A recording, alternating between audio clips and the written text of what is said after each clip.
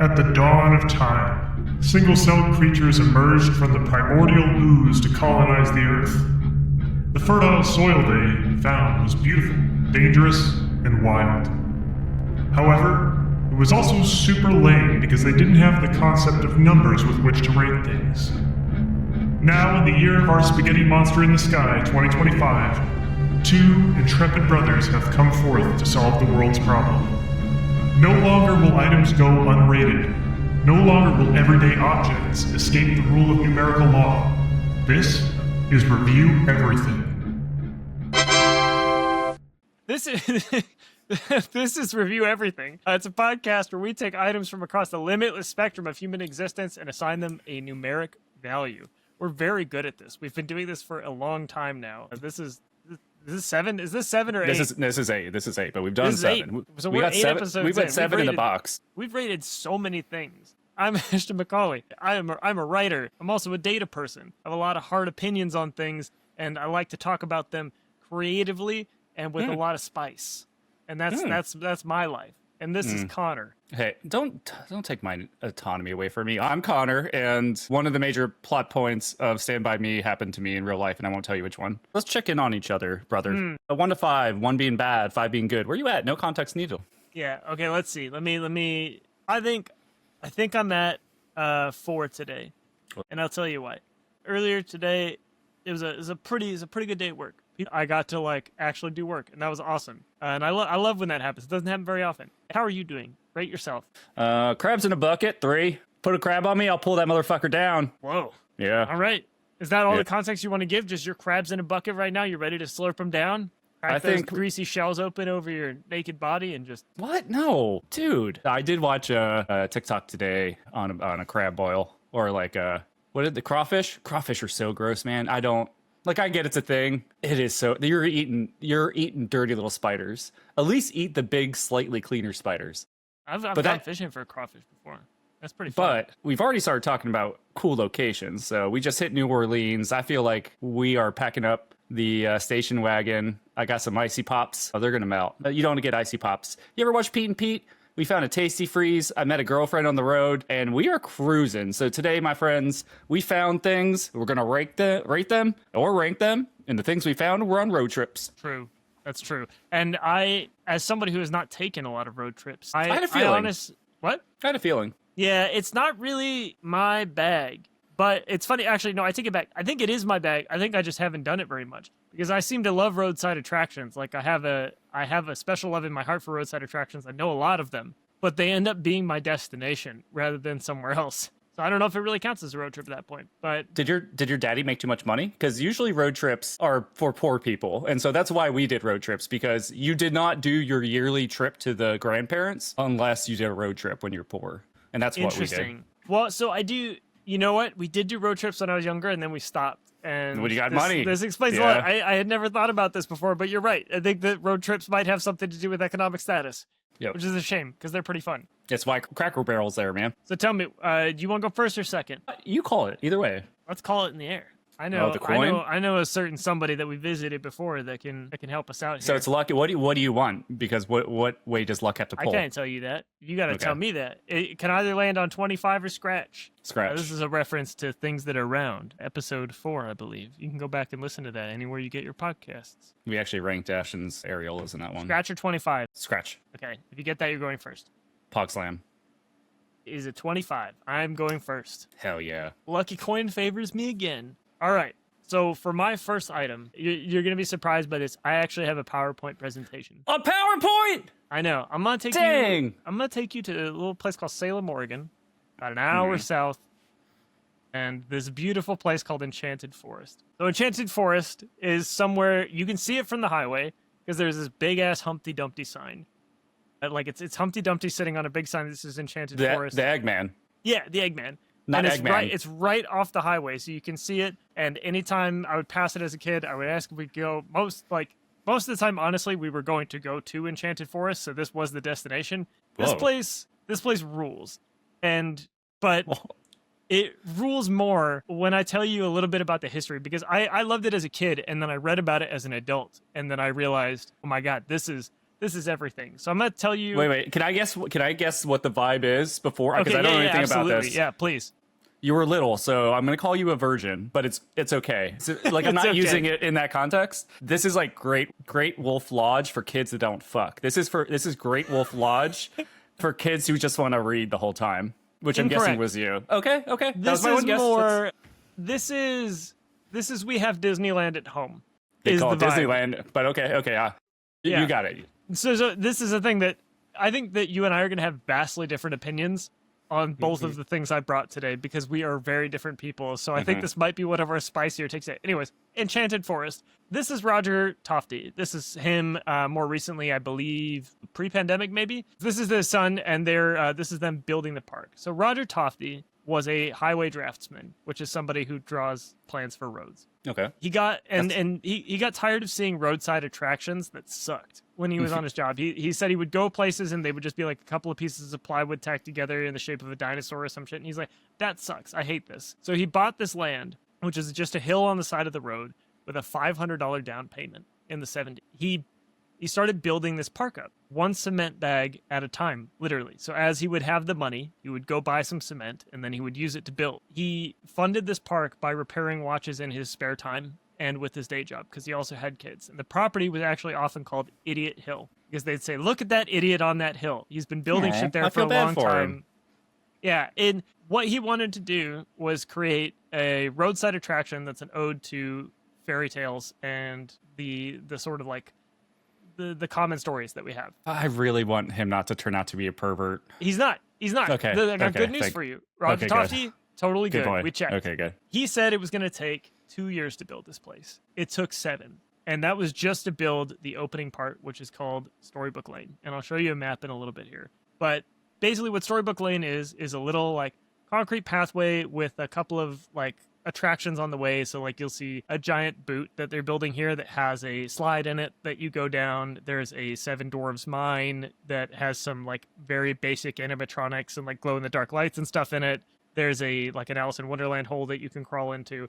Pretty like very kitschy. Opening day they had 75 visitors. The next weekend they had 1,000. Then now they're at 100,000 visitors a year. Holy crap. So this is the current map for Enchanted Forest. Storybook Lane is right here. I have questions.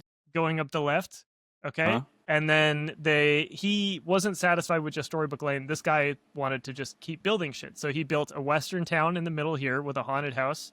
And then he built a bobsled coaster. Like just with so he this place is he cool. basically ordered I was a kit wrong about online. the kids not fucking. The kids who went here probably fucked. I'm telling you, man, like there's more to this in a minute. But so he ordered this kit online, built this crazy ass bobsled ride. I've got a picture of that. He built a log flume by just again looking at pieces online, ordering them, and then putting it together. The log flume specifically, I think, cost around $2 million. Holy crap. And it went way over budget, took them 2 years to build, and then eventually they built this other area down here, which is like a nice fairy tale lane. But if you look here, this is the construction of the Big Timber log ride, which is like minimal theming, but is still a pretty cool log ride. And then this is him building the skeleton Holy crap. for the mountain attraction, which he built with like an actual facade. There's a Yeti inside of it, and it's like bobsled cars that go alongside the natural hill there. It's pretty That's neat. amazing. Yeah. I know. And he built this like just because he wanted to. And this is part of why I love it. Now, one of the best parts of this is in 2006, he built the first interactive shooting dark ride in the US. And you're not familiar as much with theme parks as I am, but like trackless dark rides are kind of like hot shit right now, which is just rides that don't need physical tracks underneath them. They usually work with sensors underneath concrete. This ride actually works with a piece of tape and barcodes on the floor that the ride vehicles can follow. And then you can do like, you shoot at little targets and they do stuff. In 2007, Disney Imagineers came to Enchanted Forest to look at that ride and see like, what the hell is this? We've never seen anything like this. Shortly afterward, Disney started putting trackless dark rides in all of its parks. So this little guy on Idiot Hill built an attraction that Disney then basically carbon copied as their e-tickets for everywhere. So, man, I'm kind of... So, one of the things I had to do in college for robotics was build a light-following robot. But it sounds similar because it's more assessing the change between light and dark by looking at the tape on the ground. And then there's a control mechanism. So you don't like, if you don't see the tape anymore, you turn back towards the tape. Right. Yeah. And then if you have a good control method, it kind of looks like it's going straight, but it's really just going doo-doo-doo-doo-doo. That's dope. But he did it before us in our class, and he did it with like people scale things. He just collaborated with these people he met in Denmark, I think it was, to build it. And let me check it through. Yeah, okay. So that's the gist of it. I'll tell you my rating, and then we can get to some cues. The category I have is nostalgia. I'm not sure if that's where this belongs, but if roadside attractions is a category, that could be the category too. People building cool shit. 10 out of 10. The story of this man buying land and building his own fucking theme park on it, that's like, it's actually legitimately very high quality. And like he just did it because he wanted to build something with his kids, and it's been run in the family for 3 generations.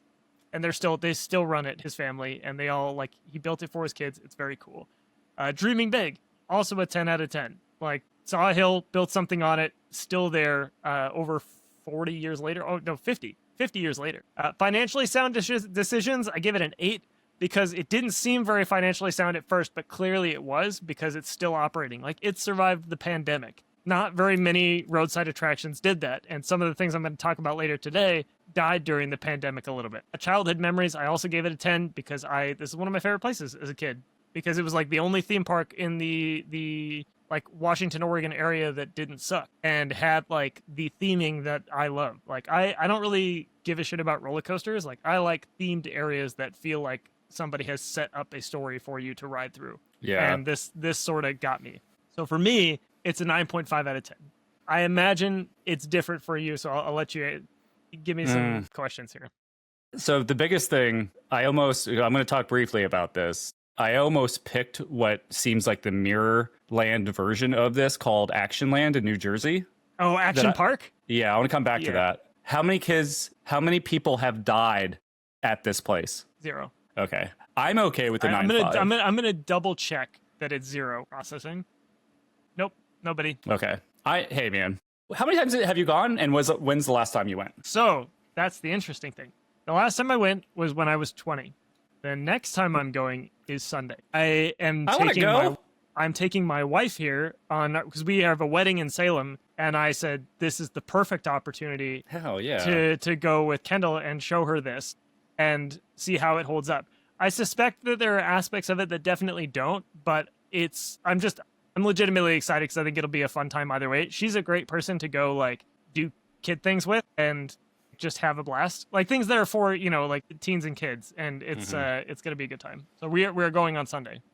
I have a proposal, which I think this hits a couple things we've talked about. One, this is pretty close to Special Treasures because it's getting into nostalgia, and so I'd be okay with maybe not having a score today since you're going to go to the theme park, and we actually get Kendall's assessment as a guest after you go. We add her to the rating. Yeah, I'm down with that. Will she come on the pod? She might come on the pod. I bet she will. If not, she'll at least give me a pod mother.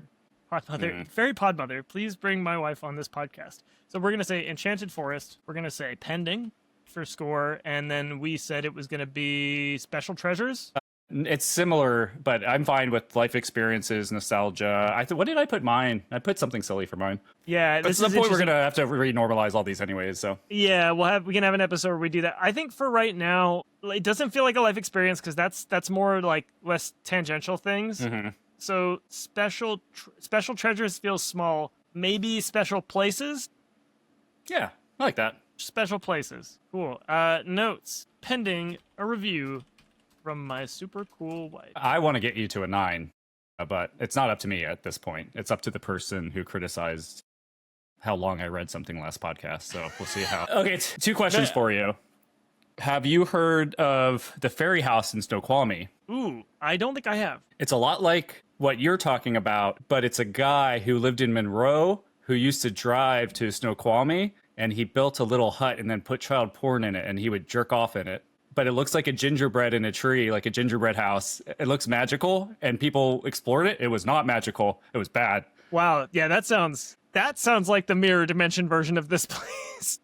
And that's horrifying. The other, and look, dying is bad. It's sad, but if you're interested in the flip side of your amusement park, which I think is Action Land or Action Park, the way people died there, these people also built their own rides. They had no idea what they were doing, and they still didn't have any idea what they were doing when they released the rides. So they had this alpine cart, and you could just fall off of it. Yeah. And, like, the cart would come off, and this young man, he was 19, he went flying into a ravine, and he got hit by a big rock and died the next day. But they said the problem was the rock, not the ride, and they reopened it the next week. There's a Tarzan swing that dropped you in incredibly cold water. Multiple people had heart attacks where they hit the water. One of them died. Yep.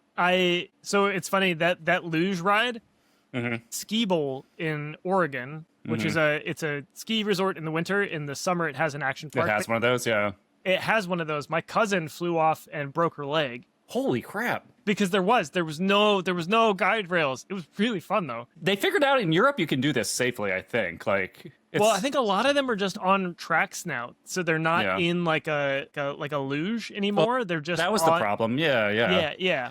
Oh man. But Class Action Park on HBO is a great documentary, and then there's a channel called Defunct Land, which does. That's what I watched it on. Yeah. The Defunct Land on Action Park is fucking amazing, Very good. and that channel in general. Their older stuff is gold. We'll link it. So, We'll link it down below. Yeah. What's your item? All right. I have a tasting course for you. I'm going to blast through three quick Connor-centric moments or areas in my life. You have a couple images you can bring up if and when you want. The first one, I'm going to start off in Pennsylvania. So I'm talking about a place called Centralia, Pennsylvania. I believe that's how it's pronounced. And it's on fire. And it's been on fire underground since 1960, I believe. So I heard about this place, and it got me thinking, man, my dad's hometown that we spent a lot of road trips on was real shitty, and it was almost never sunny. I wonder how close it was to this place. It was 10 miles away. And so I hadn't fully realized like how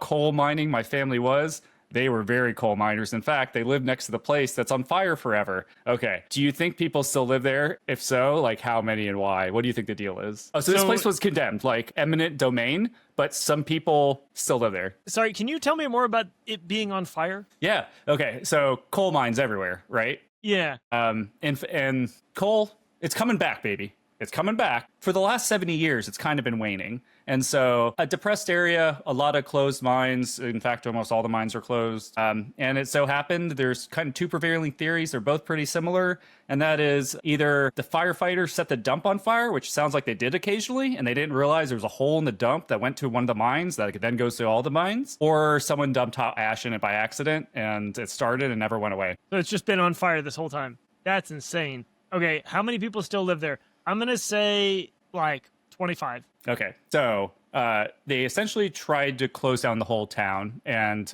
a couple people sued because they wanted to stay there because it seemed like a cool place to stay. 7 people struck a deal. I believe this was like in I don't know, it doesn't matter. But it was a while ago. 7 people struck a deal with the government. And the deal is they get to live there until they die, and then their house goes to eminent domain. There's 5 people left, and as each one of these people die, this town will fully become a closed ghost town owned by the government, but we're waiting on those 5 people, and I want to learn more about them. So I have some homework. I'm going to come back. That is very interesting. Yeah, it's awful.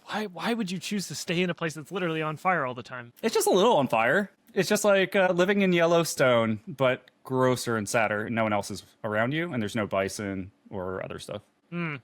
Okay, now we're going south. We're heading down to my high school and college haunts in Virginia. And the next place on my road trip I want to take you is to the Bunnyman Tunnel. Can you bring up a bad picture of the Bunnyman Tunnel? Yeah, I sure can.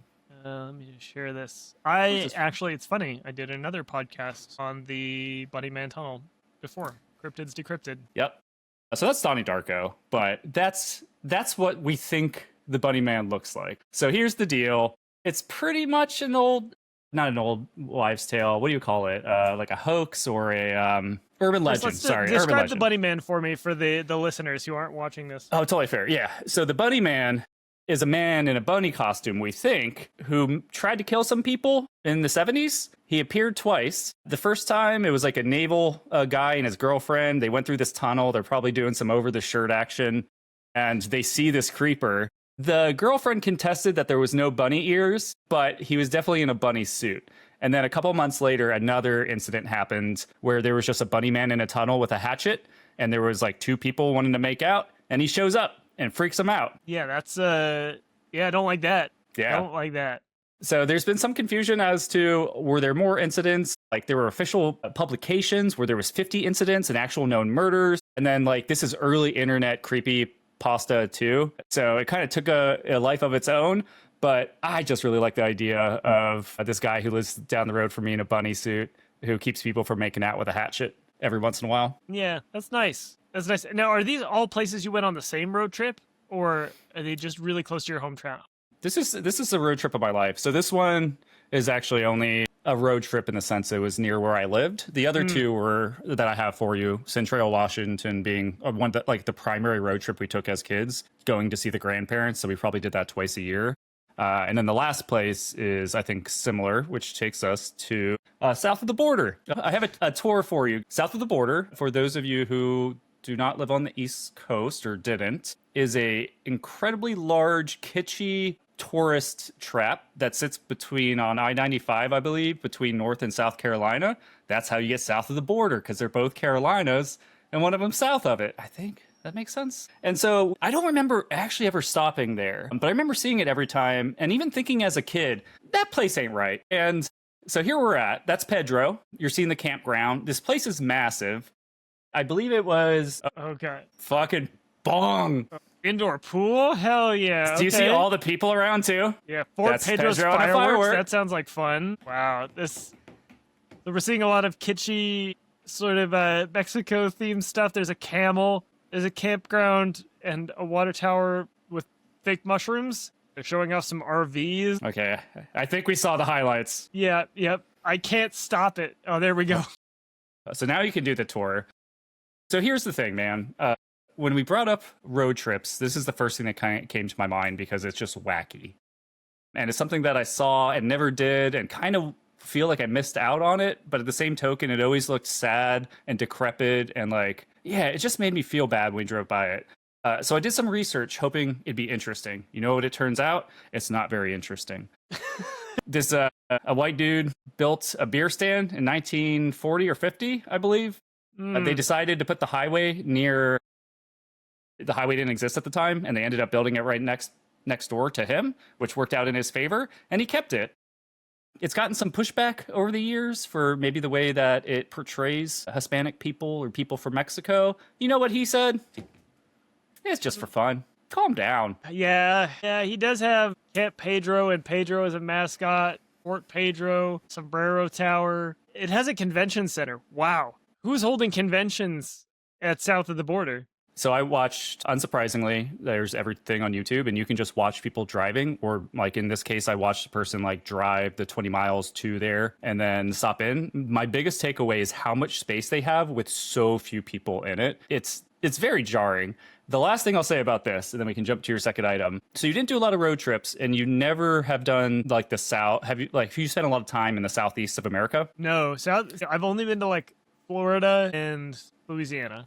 And Louisiana's not really southeast. So there's this thing, man, that we don't have up here. We have it a tiny bit, and the more you go out to more rural areas, you see bits of it, but nothing like the East Coast. And so right around south of the border is kind of the epicenter of churches versus porn shops. And so I just wanted to give you some numbers. This is 35 miles between Dillon, South Carolina, and Florence, South Carolina. Dillon is where south of the border is. There are, in that 35 miles, 40 churches on the side of the road, so one per mile. There's 5 adult stores, so an adult bookstore every 5 miles. There's 10 billboards for adult products and or adult shops. And there's 20 billboards for like prominent religious billboards that are the scary ones, like dead babies and then like you're going to hell. Absolutely terrifying.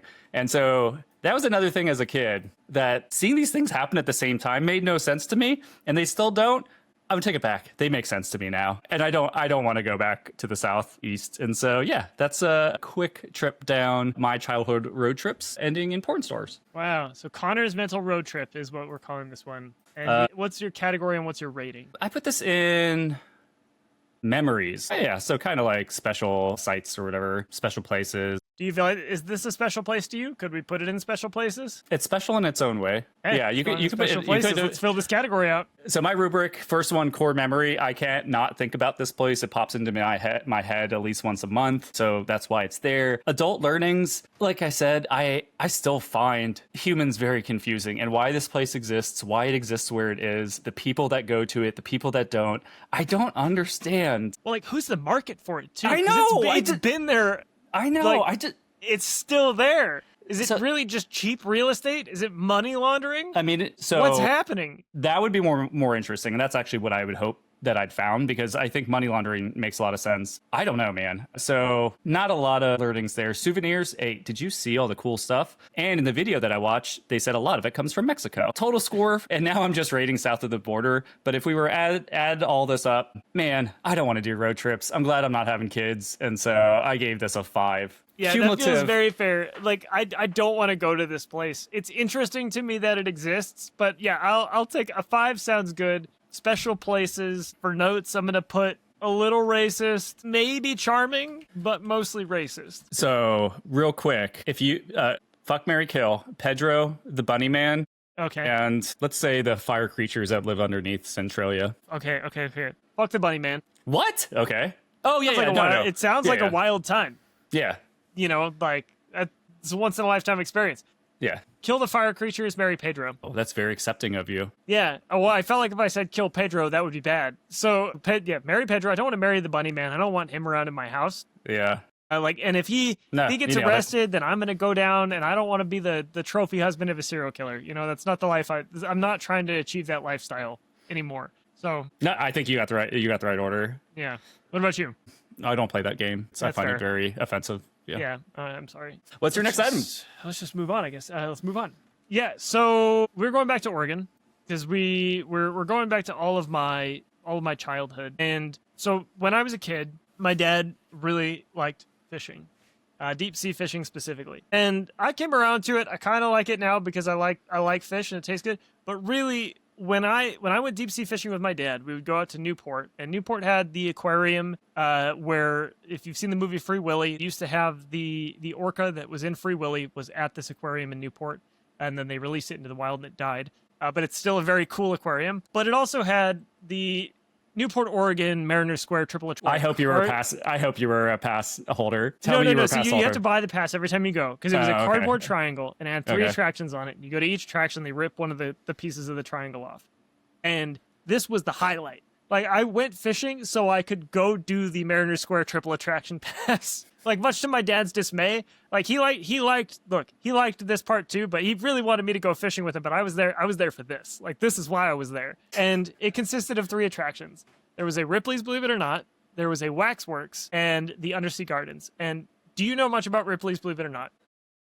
No. And can we do each one and tell me? So I can tell. I think Ripley's there is weird things in it, either Guinness record book-esque or like strange body parts that are like from a cryptid, or that's kind of what I have in my head. Yeah, you're pretty spot on. It's very close to Guinness, but Ripley's, believe it or not, and that's my first one, which is why it's on this slide here.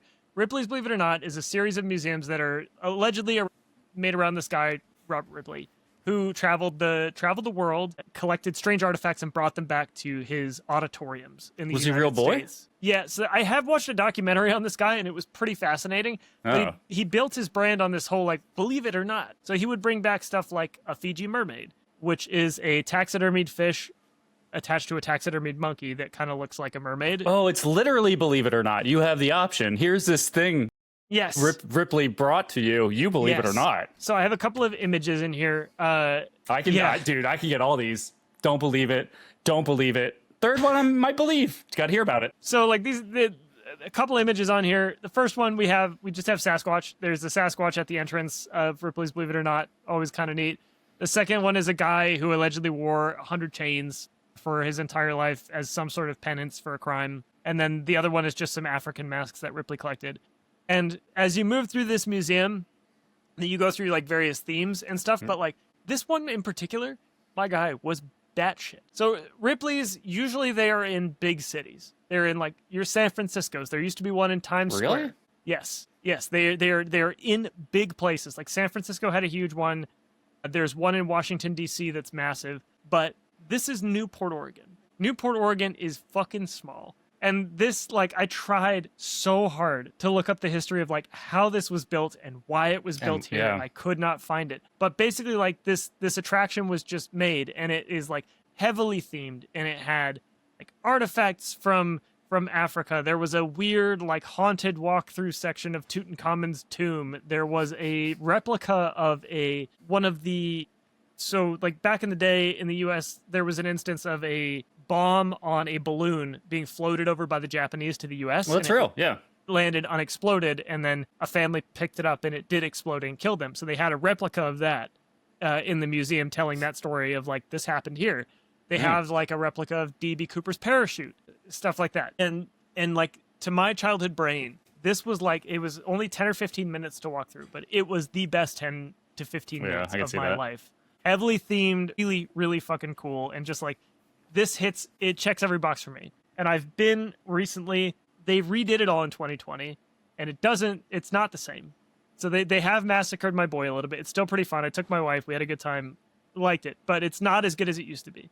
Second attraction on the Newport Pass was the Waxworks. You want to guess what Waxworks is? Yeah? Real quick. I don't want to, I feel like we could have done a whole episode on Ripley's Believe It or Not, because I'm not believing what I'm hearing right now. And that's one of the two options. The second picture, is that supposed to be the gentleman with the chains on? Or is it just showing the chains and that like someone did this? It's supposed to be the gentleman who wore the chains. And they have like other stuff, like they have like a guy who slept on a bed of nails, and it's like all these sort of like figurines and animatronics and stuff, and they're just sort of loosely organized in themes throughout the museum. But I'm not supposed to believe that this is the human. This is a No. You're not supposed to believe that this is like the actual man. Gotcha. It's a replica. Okay. They're all replicas. Okay. Yeah. The statues, I looked at them. I don't feel good about looking at those statues.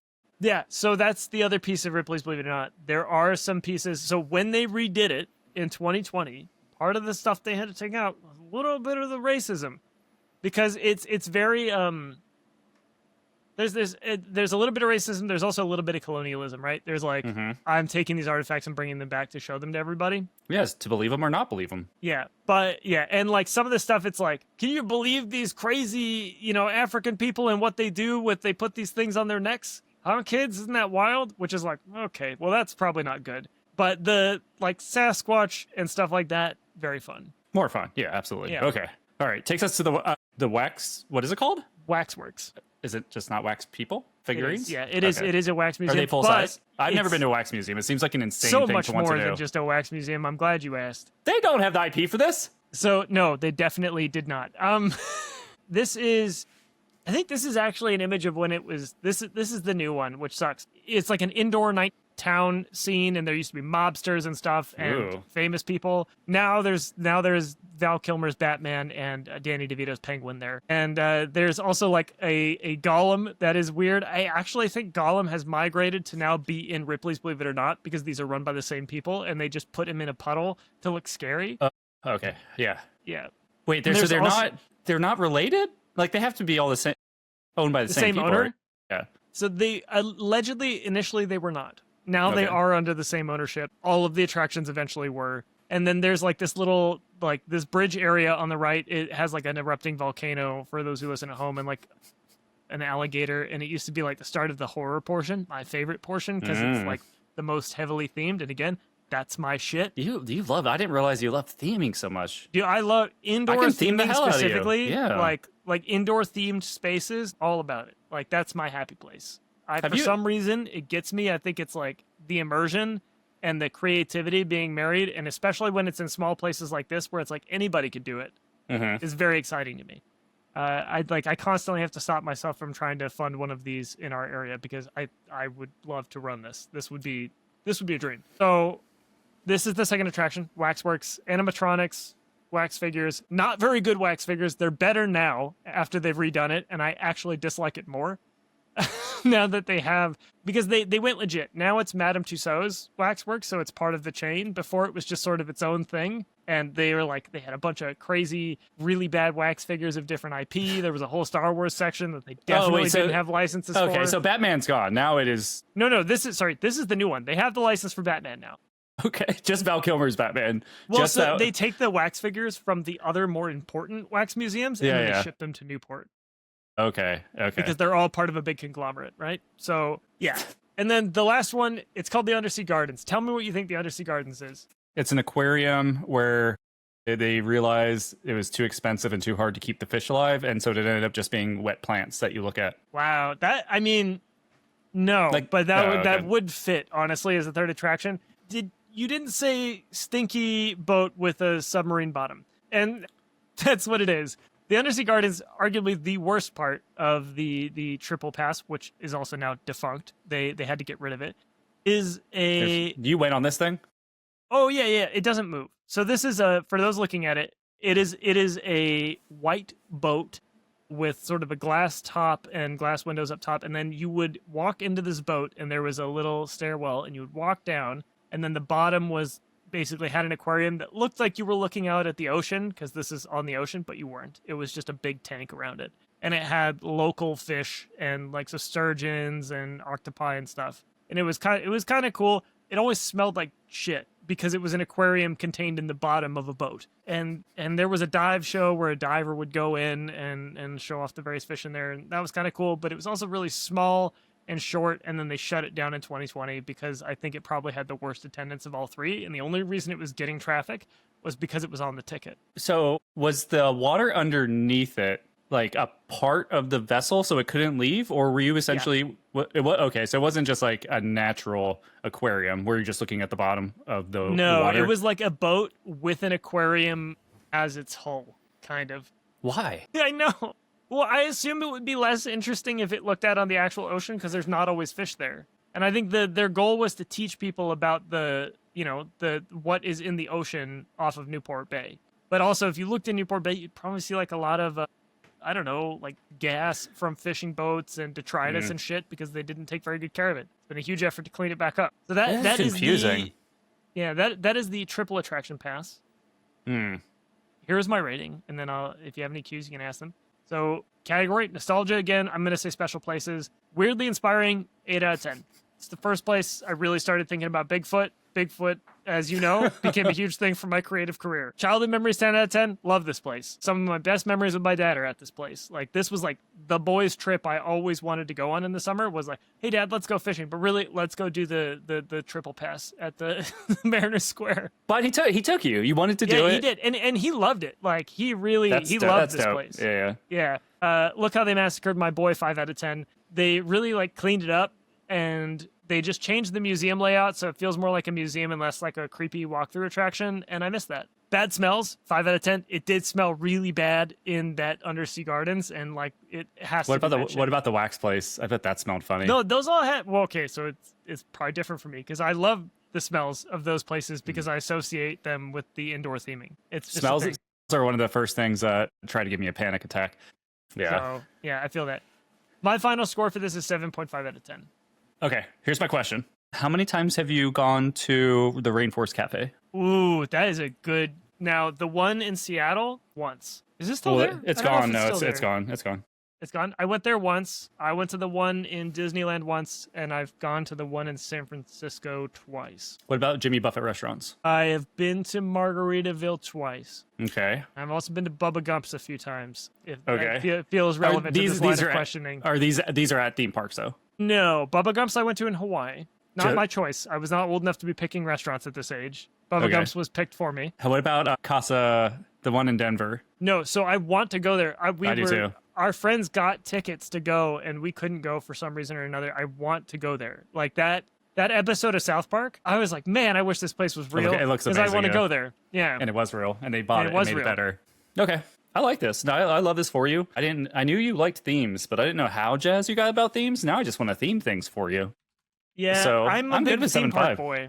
Like that's my shit. I like it. It's why I play Planet Coaster for hundreds of hours. But the theme, like when I think of theme parks, I don't think of. I just like watched a video on like Epic Universe. Like those are themes. Like the theme is the park, as opposed to like a lot of theme parks. It's just like it has rides or yeah. IP. I'm not into that. But like the Epic Universe where they're like, hey, we built this entire land around come the live in Universal Mario. monsters. Yeah. And I'm just like, fuck yeah, I want to go there and do that. Yeah. So that's my shit. It's essentially you like LARPing. Yeah, I mean, basically, sure. That's I think I probably would like LARPing if people got into it and there was a good theming of the area, for sure. I've been trying to get you to go to Quebec with me to that like 40,000 person LARP that happens once a year. Yeah, I would fucking love to go to Quebec.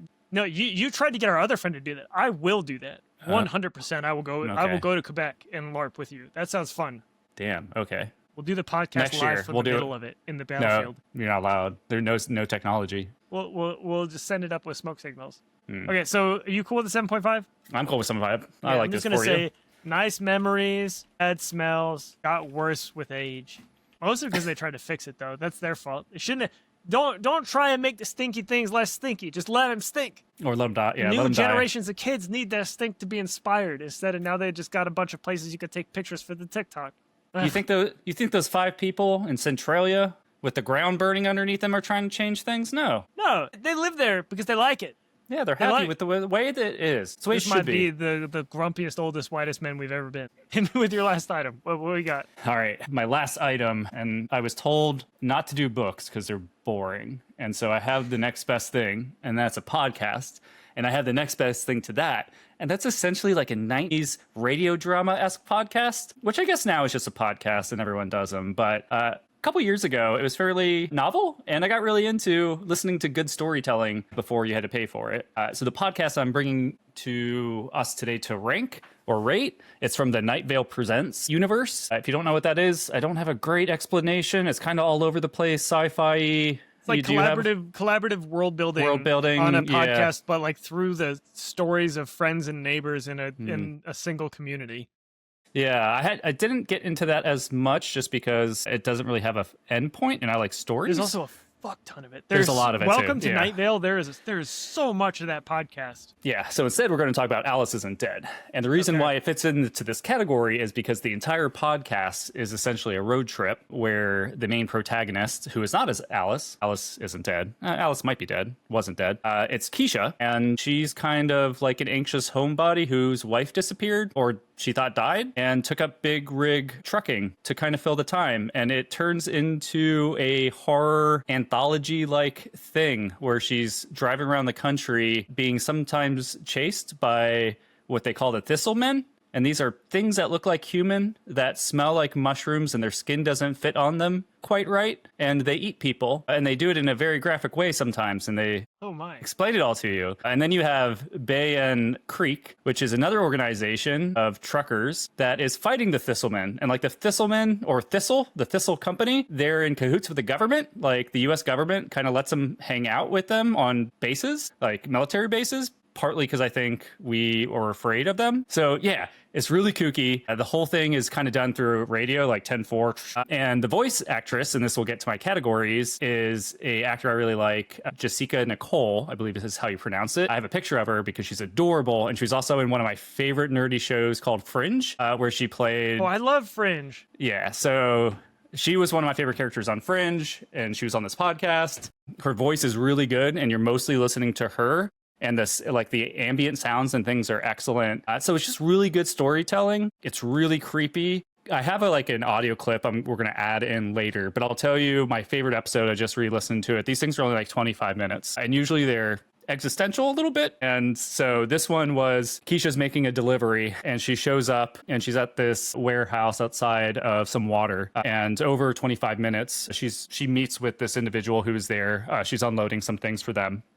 And she goes to a different section of the factory, and it's the same guy, except for time keeps elapsing only for him. And it turns out that in the 4 or 5 encounters with this individual, what she's been delivering and helping him with is building his own coffin. And the last time she visits him, He's a 90-year-old man who, and there's like this scene where they essentially both know. She just realizes her job is to help him get into the coffin and then float away, and she helps him do it. And the last thing is she just sees like his old hand pull the coffin lid over, and it goes away. So it's terrifying. It fits into this category of things that I've talked about, and I keep realizing when I am doing this podcast, as like, what do I get out of this? This was one of my disassociative podcasts where I would get done with like an 8-hour workday. I'd put a pillow on my head and just listen to this terrifying, beautiful thing. Sometimes fall asleep, sometimes not, and then make dinner. So that is a quick recap on that. That's very interesting. Do you have any questions for me? Yeah. So you're saying you use this to fall asleep? I was thinking about this. So earlier today, I was just randomly thinking about hypothermia, and when you're dying of hypothermia, you fall asleep. And then that got me thinking, how would this podcast help me if I was trapped in a snowstorm? Okay. Yeah, it's something I hadn't really thought about before, but it felt relevant for some reason. Yeah. So, man, I had this answer for the bunny man. So fuck you, number one. And two, Well, let me try. I don't know why you think that. Like, I never think about snowstorms, so it's like it's not like something that you should prepare for. So one of the main things I get out of this podcast is when the wonder of life escapes me, it makes me less excited about living. And so I tend to gravitate towards dark wonder. And I think if you're in a situation where you are staring at your own mortality, popping on this podcast and listening to it, I think it could bring maybe not enlightenment, but it could provide a perspective that maybe you feel more comfortable lowering yourself into your own casket and being okay with that. That might be the best answer that we've ever had to this question on this podcast. That feels right in my bones. Not the eating the people by Eating manipulating people is them. pretty good, but this one feels like it's the same answer of like it helps you die, but this one just eases the transition, and I'm into that. Mm-hmm. Yeah. No, this sounds like Like morphine. How long is this podcast? It is between 20 and 30 minutes. There are 3 seasons with 10 episodes apiece. Okay, so that's not too bad. Mm-mm. I mean, as far as podcasts go, usually you start something like my brother and me, they have like thousands. So that's, or like Adventure Zone, too many. What's your rating for this item? Okay, so I have a lot of scary podcasts. So I have this in its own category of scary podcasts because I have non-scary podcasts. My categories for that are dark wonder. I told you, lots of dark wonder in this one. It's kind of like Lost, but like quicker and more concise, and it's like dark and funny and heartwarming. And I didn't talk about this before, but one of the main like through runs of this is you have this person harnessing their anxiety and becoming very powerful from it. And so like you're watching or listening to this person kind of find her own way, which means sometimes fighting thistlemen and ripping them and their face apart while she also dies, which is pretty rad. And so Dark Wonder for me, 8. Voice talent, just because adorable. I told you that's an easy 9. Waking up in the middle of a podcast. So this is probably the most important category for me since I put these on to go to bed, is that a lot of podcasts aren't great to wake up to jarringly. This one's actually really good because it has a lot of ambient music. It has a lot of downtime, and it doesn't have commercials. And the voices so you're not of... gonna, like, Magic Spoon's not going to wake you up. Yeah. Which increasingly is a major issue unless you're paying for like a premium on something. So this is one of the few things that actually is really high quality entertainment that, yeah, you don't have to worry about unless you're just scared of stuff, like scary, terrifying things. If that terrifies you when you wake up, that's not on me. But That would be me. Yeah, I couldn't do that. I would be so scared to wake up to stories about the Thistlemen. yeah, I like the Thistleman. So that's it. What's your number? Total 7. Felt pretty reasonable. Dark Piece humor, of media I really like. Good podcast. Yeah, I like a 7. How about this? It I'm sucks gonna give you that we one. all agree. I'm going to give you one episode to listen to. And then Okay. since I punted on, or we punted on one of the ones, we'll take that as a follow-up. And you can help give me a score next So week. we'll leave this one pending as well. Maybe you can listen to it in the car on the way to Enchanted Forest. Hey, if I can get Kendall to listen to it, that means it's a really good podcast. So let's just see. We're going to say Alice Isn't Dead, pending. What's the category for this? Scary podcasts. Scary podcasts. That opens up the whole thing for more. Okay, notes, pending, my wife's review.